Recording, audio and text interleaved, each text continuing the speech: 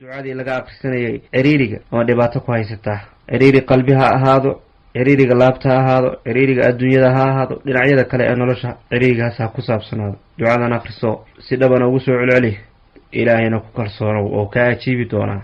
ducada waxa weeye: yaa faarija alhammi wayaa kaashifa alghammi farij hammi ويسر أمري وارحم ضعفي وقلة حيلتي وارزقني من حيث لا أحتسب يا رب العالمين.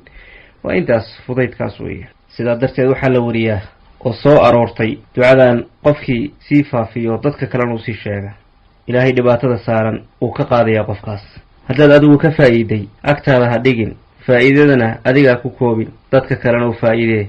allaad baryaysaa waxaad leedahay rabbigii murugada qaadayayo oo rafacayay, allihii kala furfurayay waxyaalaha isku murugadaan ilaahu iga qaad, arrinkayga ilaahu ii sahal, ilaahow dacfi iyo dhibaata ay haysatay naxariiso, wax xeelada awoodaan leeyahayna ma lahan, ilaahu i gargaar, ilaahu iga irsaaq meel aan irsaaqada ka filayn yaa rab alcaalamiin. yaa faarija alhammi wayaa kaashifa alghammi farij hammi wayassir amrii warxam dacfii waqilata xiilatii warzuqnii min xaysu laa axtasib yaa rab alcaalamiin.